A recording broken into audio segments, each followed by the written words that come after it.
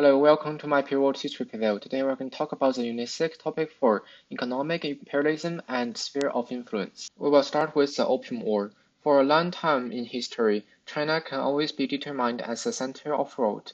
However, in the period of industrialization, everything changes. Westerner became a world power, while China was stagnant due to the Confucianism restriction on science and the reactionary rule of the feudal dynasty. Britain could only trade with the Qing dynasty in Guangzhou or Canton, and the British imported tea from China, but had nothing to export to China in a reward, which created a trade imbalances. British silver continued to flow to China, and in order to avoid the silver deficit, Britain illegally exported opium, a drug, to China. People became addicted, so China's silver began to flow to Britain again. We'll talk about the Chinese reaction. The Qing government found that its own people were losing their labor force due to the drug addiction, and its own silver was being shipped to Britain. So naturally, the Qing government issued a stricter ban on drug. The so-called opium dens were closed, and the opium on British merchant ships was destroyed in the destruction of opium at Humen. The British responded by sending their army to invade China. With their advanced weapons, the British were predictably victorious and forced the Qing government to sign the unequal treaty, which is the Treaty of Nanjing.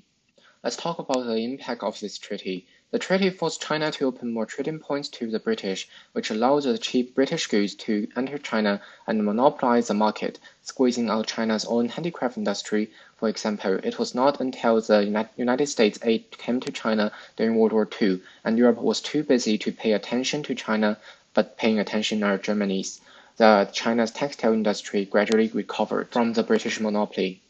I will introduce the sphere of influence. A sphere of influence is an area in which a foreign power rather than local government holds sway. In China, Britain, France, Russia, and Japan established the sphere of influence in the Chinese territory after the Qing dynasty was weakened by a series of civil strife and invasion.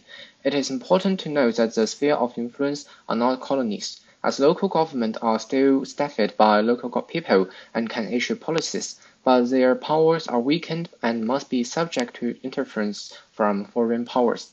Sphere of influence are specifically manifested in economic policies. For example, European countries have economic privileges within their sphere of influence in China, and America have the privileges in Latin America. Finally, we'll talk about the Banana Republic or spheres of influence in South America. In Central America, many countries are under the influence of the United States. They are economically oppressed by American companies. A company called United Fruits has opened up a large number of banana plantations in Central America that makes this country be known as the Banana Republic. The conditions of this plantation were often harsh. Workers often had to work in harsh conditions, and there were no unions to protect their rights.